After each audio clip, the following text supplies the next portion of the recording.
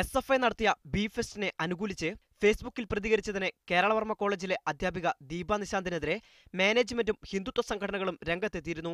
ഇതേ തുടർന്നാണ് അധ്യാപികയുടെ പ്രതികരണം. ഞാൻ പോസ്റ്റ് പിൻവലിച്ചിട്ടില്ല. ഞാനൊരു കമന്റാണ് ഷെയർ ചെയ്തിട്ടുള്ള അമൽലാൽ എന്ന് പറഞ്ഞൊരു കുട്ടിയുടെ പോസ്റ്റ് ഷെയർ ചെയ്തതാണ്. ആ ഷെയർ ചെയ്തിട്ടുള്ള പോസ്റ്റിലൊരു ചിത്രം, ഞാൻ പഠിപ്പിക്കുന്ന ഒരു കുട്ടിയുടെ ഒരു ചിത്രം, അതിൽ ചവിട്ടി വീഴ്ത്തിയിട്ടുള്ള ഒരു ചിത്രം ഉണ്ടായിരുന്നു. അതുകൊണ്ട് മാത്രം, അതിന്റെ ഒരു വ്യക്തിപരമായിട്ടുള്ള ഒരു വിഷമം കൊണ്ട് മാത്രം ഞാൻ പിൻവലിച്ചതാണ്. ആ പോസ്റ്റിലുള്ള കമന്റ് ഇപ്പോഴും അതേപോലെ തന്നെ അവിടെ ഉണ്ട്. ആ പോസ്റ്റിൽ അതിനെ കുറിച്ചിട്ട് എനിക്ക് ആ പോസ്റ്റ് ഇട്ടതിലൊരു അത് ഞാൻ ഇട്ടതൊക്കെ ഇപ്പോഴും ഞാൻ അതിൽ ഉറച്ചു നിൽക്കും. കോളേജിലെ സംഭവം കേരളത്തെ വർഗീയവൽക്കരിക്കാനുള്ള സംഘപരിവാർ പദ്ധതിയുടെ ഭാഗമാണെന്ന് പിണറായി വിജയൻ പ്രതികരിച്ചു.